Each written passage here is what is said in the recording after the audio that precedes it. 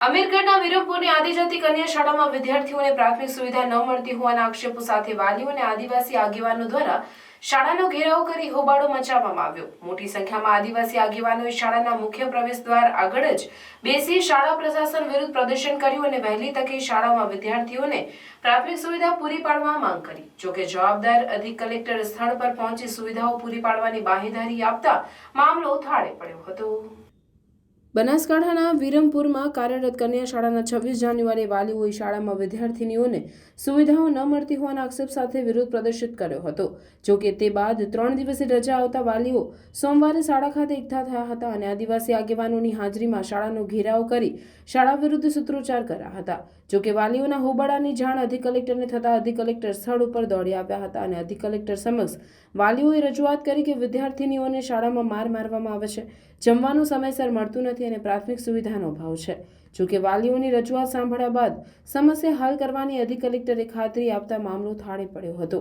જોકે તે બાદ હવે વાલીઓએ 7 દિવસની મુદત આપી છે। 7 દિવસમાં માંગણીઓ પૂરી કરવામાં નહીં આવે તો ફરી વાલીઓ ઉગ્ર વિરોધ પ્રદર્શિત કરી શાળાને તાળાબંધી કરશે। વિવાદમાં એવું હતું કે અત્રે કન્યા સાક્ષરતા નિવાસી શાળા વીરમપુર અમીરગઢ તાલુકામાં આવેલી છે અને નવીન શાળા બનેલ છે। બધી જ ફેસિલિટીઓ બાળકોને આપણે આપીએ છીએ।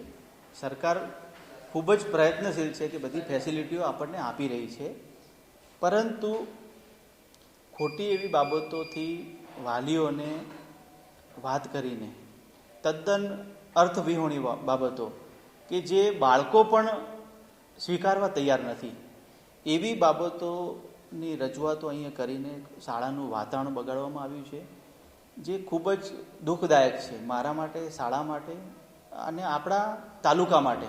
કેમ કે આ જે શાળા છે આપણા તાલુકાની છે, આપણી જે દીકરીઓ છે અને આપણી દીકરીઓને શાળાને આ બદનામ કરવાનું થોડુંક કાવતરું પણ કરવામાં આવેલું છે, જે ખૂબ ખરાબ છે। થોડોક પોલિટિકલ પણ ઇસ્યુ કરવામાં આવેલા છે અને જે રજૂઆતો છે કે બાળકોને માર મારવામાં આવે છે, બાળકોને ફેસિલિટી નથી મળતી, બરાબર, તો અહીંયા એક પણ બાળકને માર મારવામાં આવ્યો નથી। આપ પણ બાળકને રૂબરૂ પૂછી શકો છો, દરેક ક્લાસમાં રૂબરૂ જઈ શકો છો અને બાળકને સામે તમે પ્રશ્નોત્તરી કરી શકો।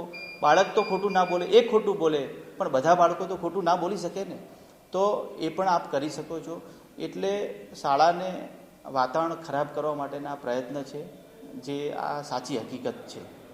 આવે તો જે વીરમપુર ખાતે જે કન્યા સાક્ષરતા નિવાસી જે શાળા ચાલે છે ત્યાં જે પ્રાથમિક સુવિધાઓ કહેવાય એ પ્રાથમિક સુવિધાઓમાં ગાદલા છે, પલંગ છે, તેની વ્યવસ્થા નથી અને વિદ્યાર્થીઓને શિક્ષકો દ્વારા જે માર મારવામાં આવ્યો છે એ બાબતે વાલીઓએ 2 નહીં, 1 વાર નહીં, 2 વાર નહીં પણ 3 વાર રજૂઆતો કરી છે। એમ છતાં એમનું કોઈ પણ પ્રકારનું નિરાકરણ આવેલું નહોતું, જેથી આજે વાલીઓને સાથે રાખી સ્કૂલનો ઘેરાવ કરવામાં આવ્યો હતો અને ઘેરાવ બાદ ડેપ્યુટી કલેક્ટર એટલે કે પ્રાયોજના જે અધિકારી છે એ પોતે અહીંયા આવ્યા, એમને આશ્વાસન આપ્યું છે કે તમારા જે પણ સમસ્યાઓ છે એનું 7 દિવસની અંદર અમે તાત્કાલિક ધોરણે નિરાકરણ લાવશું।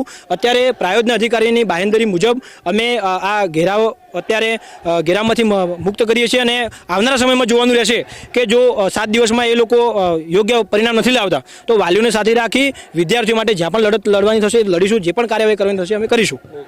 કેન્દ્રીય નિવાસી શાળા વીરમપુર ખાતે તમામ દીકરીઓના વાલીઓ સાથે મળીને તારીખ 20ના રોજ અમે માન્ય મુખ્યમંત્રી શ્રીને, આદિજાતિ વિભાગ, બિરસા મુંડા કલેક્ટર સાહેબને, પ્રાયોજના અધિકારીને અમારી માગણીઓ મૂકી હતી।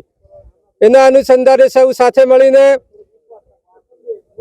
અમારા પ્રાયોજના અધિકારી નિવાસી શાળામાં આવીને જે માગણીઓ હતી એ દિન 7માં આપવાની બાંહેધરી આપી છે અને સૌ વાલી આગેવાનો ત્યાં રૂબરૂ આવી લેખિત લેવા માટે કરીને અમે બંધાયા છીએ। મેનુ પ્રમાણે જે તકલીફો હતી, કન્યાઓને જે ત્રાસ હતો એ બધું જ પૂરું કરવા માટે બંધાયા છે, જેથી કરીને અમે અત્યારે મારા વાલીઓ આગેવાનો સૌ સાથે મળી પ્રાયોજના અધિકારી જોડે જઈ અને લેખિત લેવાના છીએ, ત્યારે જ અમારું આંદોલન પૂરું કરીશું એવી અમારી સૌ વાલીઓની માગણી છે।